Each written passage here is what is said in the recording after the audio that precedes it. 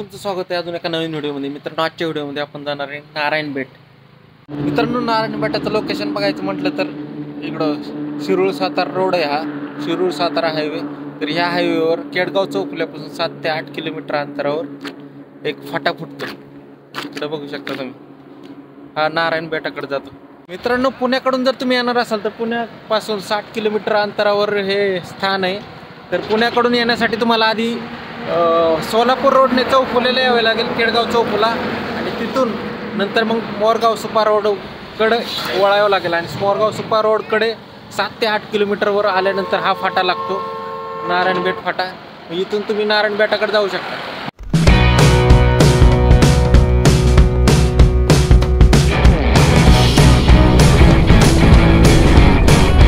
मित्रांनो, त्या कमानीपासून 3 किलोमीटर अंतरावर नारायण बेट आहे, तर चला जाऊया।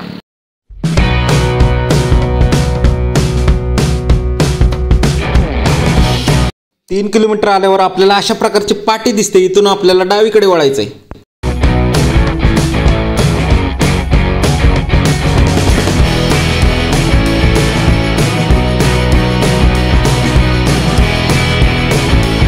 इथून चालू होतो नारायण बेट एरिया। या स्थानाची नारायण महाराजांनी स्थापना केली। या स्थानाच्या चारी बाजूनी ओढा असल्यामुळे या स्थानाला बेट हे नाव देण्यात आलेले आहे, नारायण बेट।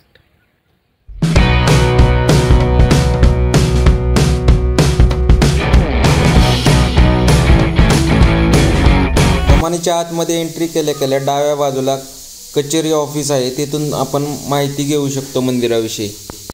मित्रांनो, या स्थानाविषयी अधिक जाणून घ्यायचे म्हटले तर श्री नारायण महाराजांनी इसवी सन 1910 मध्ये सध्याच्या जागेवर असलेले फड्या निवडुंगाचे जंगल साफ करून घेतले व तेथे प्रथम 1911 मध्ये आपले गुरु श्री दत्त गुरु यांचे मंदिर बांधले। मित्रांनो, आजच्या तारखेनुसार विचार केला तर तब्बल 113 वर्ष जुनं हे मंदिर आहे, पण आजही एक नंबर आहे। हे नारायण महाराजांचं समाधी ठिकाण। 1911 मध्ये श्री नारायण महाराजांनी दत्त मंदिर बांधल्यानंतर त्यांच्या भक्तांनी महाराजांसाठी भव्य निवासस्थान व स्वतःला त्यांच्या पायाशी राहता यावे म्हणून स्वतःसाठी घरे बांधली। श्री नारायण महाराजांजवळ सर्व धर्म समभाव होता, सर्व धर्माचे, जातीचे, पंथाचे लोक त्यांचे अनुयायी होते।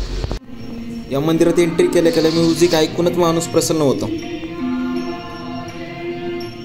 जीवनभर सामाजिक, आध्यात्मिक, पारंपरिक असे अलौकिक कार्य करून नामस्मरण करून आनंदात असावे, असा सहज सोपा, कुणालाही केव्हाही करता येईल असा गुरुमंत्र देऊन 3 सप्टेंबर 1945 रोजी स्वामी नारायण महाराजांनी आपला आत्मा निजानंद स्वरूपात विलीन करून आपल्या निश्वर देहाचा क्षणार्धात त्याग केला।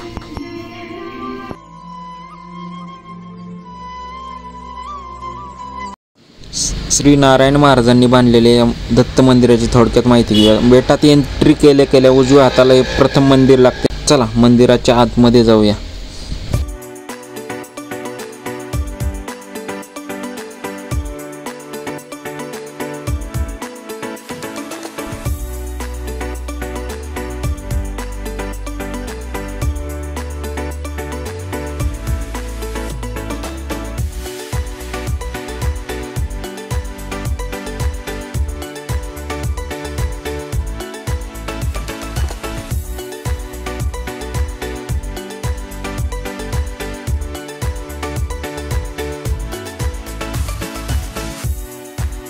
मंदिराच्या आतील सभामंडपाच्या प्रत्येक पिलरवर एका देवाची मूर्ती कोरलेली आहे, तुम्ही बघू शकता।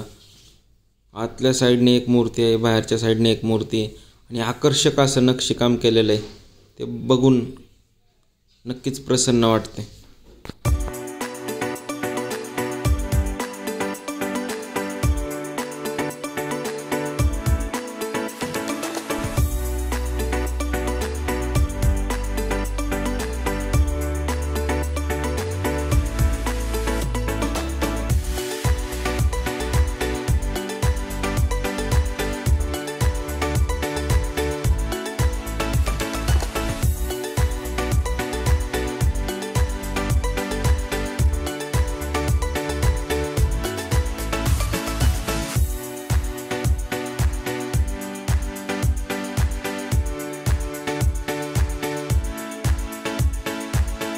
मंदिराच्या आतमध्ये जाताच तुम्ही बघू शकता भव्य असा सभामंडप आहे.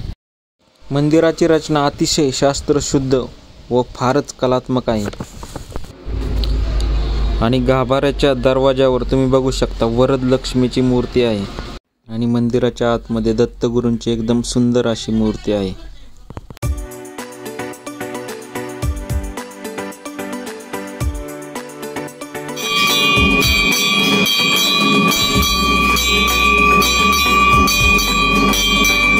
समाधी मंदिराची व दत्त मंदिराची आरती दिवसातून 3 वेळा केली जाते.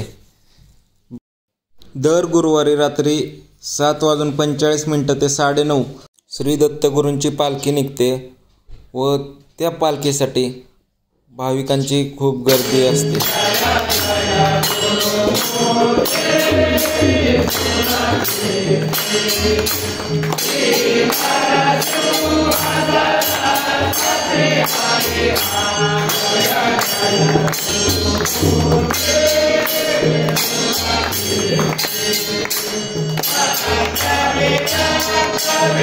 साडे 9ला पालखी प्रदक्षिणा पूर्ण होते. नंतर पुन्हा एकदा आरती होते व मग 9:30 नंतर महाप्रसाद सगळ्यांना दिला जातो. महाप्रसाद घेण्यासाठी पण येथे भरपूर लोकांची गर्दी असते आणि महाप्रसाद पण एकदम टेस्टी असतो. मित्रांनो, या व्हिडिओमधील संपूर्ण माहिती तुम्हाला आवडली असेल तर व्हिडिओसाठी लाईक करा. चॅनलवर नवीन असाल तर चॅनलला सबस्क्राईब नक्की करा आणि तुमच्या मित्रांबरोबर शेअर करा. आणि नक्की एकदा तुम्ही नारायण बेटाला भेट द्या, तुम्हाला नक्की प्रसन्न वाटेल. जय गुरुदेव दत्त. श्री नारायण, जय नारायण, जय जय नारायण नारायण.